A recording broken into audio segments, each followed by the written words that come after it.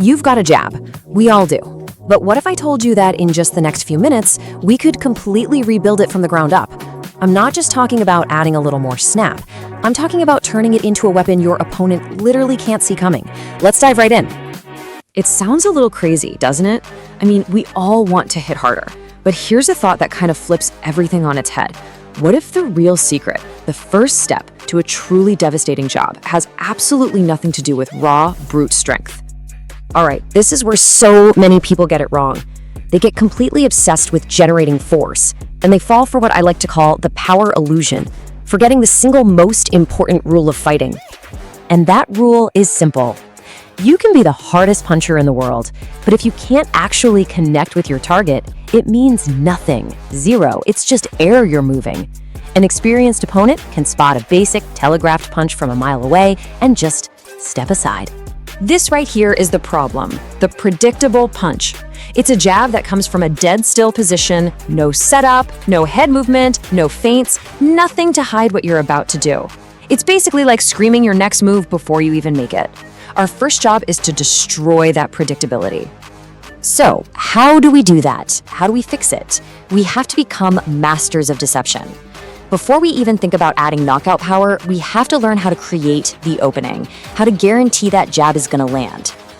We're going to break this down into 3 core techniques, and they all work together to make you impossible to read. First, you need constant, subtle movement. Second, you need a believable body feint. And third, you need to use foot feints to mess with their reactions. This is what I mean by becoming a ghost. You're not a statue waiting to be hit, right? You're always in motion. Your head is moving just slightly. Your hands are never perfectly still.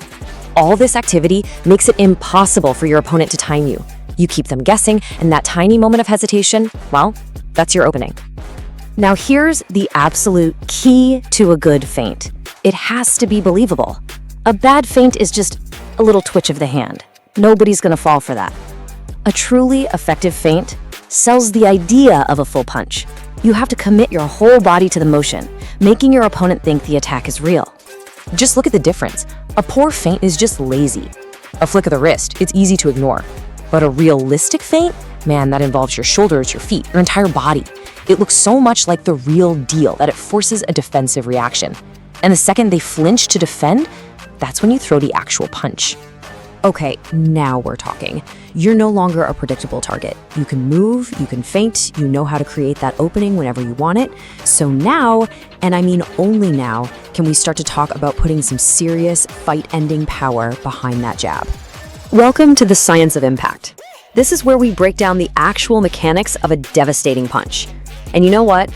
The very first principle we need to talk about is probably the opposite of what you think. Think about it. You see those punching machines at the arcade? What does everyone do? They tense up every muscle, they hold their breath, and they just heave their whole body at it. But in a fight, that tension is a speed killer. It telegraphs everything. Real speed and real power comes from being loose and relaxed. So let's get into the mechanics. There are 3 pillars to building a truly powerful jab. Number 1, punch through the target, not at it. Number 2, synchronize your step with your punch. And number 3, stay relaxed and exhale sharply on impact. This first one is a classic, and for good reason. Your goal isn't just to touch the surface of the target. You have to imagine your real target is 6 inches behind what you're aiming at. That mindset alone forces you to commit your full power all the way through the shot.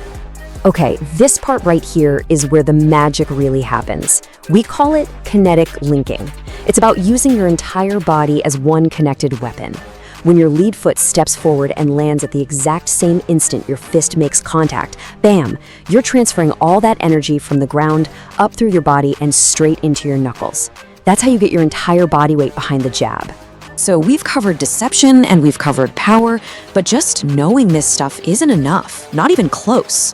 The last and maybe the most crucial step is turning all this conscious thought into pure unconscious instinct. Look, the path to making this second nature is simple, but it demands dedication. At first, you have to actively think about every single part. Relax, exhale, step, and punch through. You think, then you do. You think, then you do. You repeat that cycle over and over and over until one day you stop thinking about it at all. It just happens. That's when you know you truly own it. So let's bring it all home. Deception is what gets you in the door. It creates that perfect opening. Power is what provides the finish. One without the other is just incomplete. So the only question left is, what are you going to do with this? Your training starts right now.